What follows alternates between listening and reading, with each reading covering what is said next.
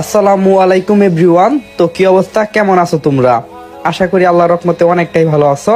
আল্লাহর রহমতে আর তোমাদের ভালোবাসায় আমিও অনেক ভালো আছি। তাই তো তোমাদের জন্য নিয়ে আসলাম কি হয়েছিল 8 বছর আগে গল্পের সিজন 2। তো বেশি কথা না কইয়া সিজন 2 এর প্রথম পার্টটা শুরু কইরা দেই। ছোটবেলায় যখন আমি বাবা মায়ের সাথে ঢাকায় আসি, তখন আমি হারিয়ে যাই। মূলত তখনকার ঢাকায় আসছিলাম, আমার আম্মুর অবস্থা তেমন ভালো ছিল না।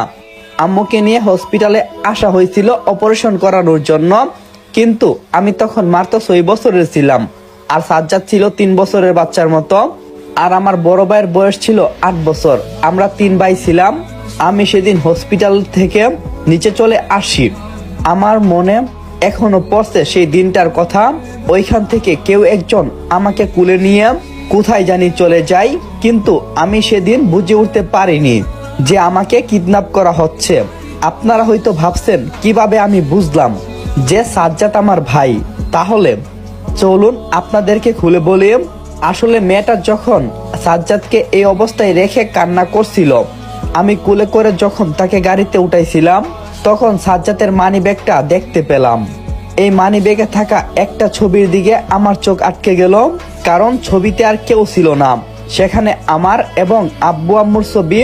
আমরা ছোটবেলায় 3 ভাই একসাথে ফটো তুলছিলাম। এটা দেখে যেন আমার কলিজাটা মুচুর দিয়ে উঠছিল, কিন্তু মেয়েটা থাকার কারণে আমি কোনো কিছুই বলিনি, চুপচাপ তা সহ্য করছিলাম। আর ছোটবেলায় আমি সাজ্জাদকে সাজিদ বলেই ডাকতাম। হয়তো আপনারা এখন বুঝতে পেরেছেন আমি কেন সাজ্জাদকে বাঁচানোর জন্য এত চেষ্টা করছি। আমার জায়গায় আপনি থাকলেও এই কাজটা করতেন। আর গল্পের মাঝে একটা কথা বলি ভাই, বলতুটি গল্পের মধ্যে হবে, সেটি আপনি সিরিয়াসলি না নিয়ে বোঝার চেষ্টা করবেন। বলতুটি হলে ক্ষমার দৃষ্টিতে দেখবেন। আর গল্পটা এখনো পুরোটা লেখা হয়নি, সেই কারণে আমি আপনাদেরকে পুরো পাঠ দিতে পারছি না। আশা করি খুব তাড়াতাড়ি লেখাটা শেষ করে লামু, আর গল্পটাও একসাথে দেওয়ার চেষ্টা করবো। 2 থেকে 3টা পার্ট প্রতিদিন আপলোড হইব, শুধু কয়েকটা দিন ধৈর্য ধরেন। তো বেশি কথা না কইয়া গল্পটা কন্টিনিউ করি। এদিকে ডাক্তার তখন বলল, সাইমন সাহেব আপনি চিন্তা করবেন না, আপনার ভাই অতি তাড়াতাড়ি সুস্থ হয়ে যাবে, শুধু আল্লাহ তাআলার উপর একটু ভরসা রাখেন। তখন সাইমন বলল, সাজ্জাদ যে আমার ভাই, এ কথা বলার দরকার নেই। ডাক্তার তখন বলল, ঠিক আছে স্যার, আপনার আমার জীবন কাহিনী কিছুক্ষণ পরেই জানতে পারবেন যে সাইমন কিভাবে আজ এই অবস্থানে এলো, আমি ভালো নাকি খারাপ, আর এই গল্পের মূল নায়কও আমি। এদিকে নীলার বাবা নীলাকে নিয়ে যাওয়ার জন্য হসপিটালে এসে চিল্লাচিল্লি শুরু করে দিছে। নীলাকে খুঁজতে থাকে, আর নীলাকে পেয়ে যায়। নীলার বাবা তখন নীলাকে বাসায় নিয়ে যাওয়ার জন্য বলে। নীলা তখন তার বাবাকে দেখে বলল, বাবা সাজ্জাদের অবস্থা খুব খারাপ, ও না আমার সাথে কথা বলছে না, কি করে হয়ে গেল এসব, কিছুই তো বুঝতে পারলাম না। নীলার বাবা তখন নীলাকে বলল, আমি ওইসব দেখতে আসিনি, তুই আমার সাথে চল। কথাটা শোনা মাত্রই নীলা যেন আকাশ থেকে পড়ে।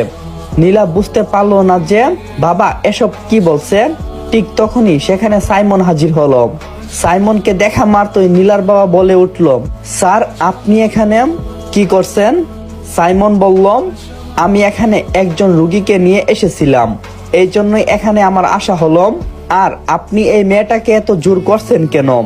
নীলার বাবা তখন বলল, আরে আপনি যেটা ভাবছেন সেটা নাম, ও আমার মেয়ে। তখন সাইমন বলল, ও আমি বুঝতে পারছি, সো আপনি কেন ওনাকে এখান থেকে এখন যেতে বলছেন? উনি তো আমার সাথে রুগী নিয়ে এসেছে। ঠিক তখনই নীলার বাবা বলল, আজকে ওর বিয়ে, তাই ওকে নিয়ে যেতে আসলাম। তখন নীলা বলে উঠল, বাবা আমি এই বিয়ে কখনো করতে পারবো না, কারণ আমি সাজ্জাদকে ভালোবাসি, আমি ওকেই বিয়ে করব, আর আমি ওকে এই অবস্থায় রেখে কখনো যাব না। কথাটা শোনা মাত্র নীলার বাবা বলে উঠল, ওই এতিম ছেলেটার সাথে তুই বিয়ে করবি? সেটা আমি হতে থাকতে কখনো দেব না, এখনই আমার সাথে বাসায় চল। ঠিক তখনই সাইমন বলে উঠল, আপনি এভাবে একজনকে অনাথ বলছেন, সো বলতে পারেন, কোনো সমস্যা নেই। আর অনাথরা কি ভালোবাসতে জানে না? ওরা যদি একে অপরকে ভালোবেসে থাকেন, তাহলে আপনি তার সাথে আপনার মেয়ের বিয়ে দেবেন। আমি মনে করি আপনি জোরাজুরি না করাটাই ভালো। নীলার বাবা তখন বলে উঠল, আপনি আমাদের মাঝে আসবেন না। কথাটা শোনা মাত্রই সাইমন বলে উঠল, আপনি ভালো করে জানেন আমি কেমন, আমি আপনাকে সুন্দর করে বলছি, যদি পারেন সৌন্দর্যের মর্যাদা দেন, আর যদি না পারেন, তার ব্যতিক্রম হই, তাহলে তো বুঝতেই পারছেন আমি কি করতে পারি। নীলার বাবা যেন চুপ হয়ে গেল। আর কি করবে সে, কিছু না বলে সেখান থেকে বাসায় চলে গেল।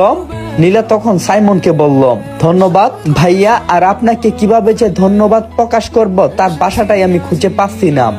আপনি আবারও আমাদের দুইজনকে বাঁচালেন। আপনি জানেন আমার বাবা কখনো এমন ছিল না। কি থেকে কি হয়ে গেল আমি নিজেও জানি না। আগে সাজ্জাদকে অনেক ভালো পাইতাম, এখন সাজ্জাদকে দুই চোখেও দেখতে পারে না। তখন সাইমন বলল, আচ্ছা ঠিক আছে, আপনি এখানে থাকুন। আর কিছু খাবেন? আমি আসার সময় নিয়ে আসব। এই বলে সাইমন সেখান থেকে চলে গেল। এদিকে মায়া নিজেকে নিজেই শাস্তি দিচ্ছে, নিজেকে কোনোভাবেই ক্ষমা করতে পারছে না। তার কারণ একটাই, সাজ্জাদের সাথে যে গাড়িটা অ্যাক্সিডেন্ট হয়েছিল সেটা আর কারো গাড়ি ছিল না, সেটা মায়ার গাড়ি ছিল।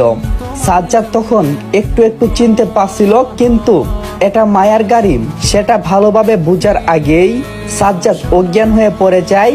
মায়া নিজের হাতকে বারবার আঘাত করছে। সে কি করবে কিছুই বুঝে উঠতে পারছে না। সে তো সাজ্জাদকে মারতে চায়নি, সে চাইছিল নীলার কোনো ক্ষতি করতে, কিন্তু কি থেকে কি হয়ে গেল কিছুই বুঝে উঠতে পারলো না। আসসালামু আলাইকুম এভরিওয়ান। তো এখানে সিজন 2 এর প্রথম পার্টটা শেষ করলাম। সিজন 2 এর দ্বিতীয় পার্ট লাগলে আপনারা বেশি বেশি কফি লিঙ্ক কইরা দিয়েন, বেশি না 5000 কফি লিঙ্ক কইরা দিলেই হইব। সো ভালো থাকেন, দেখা হবে পরবর্তী পর্বে।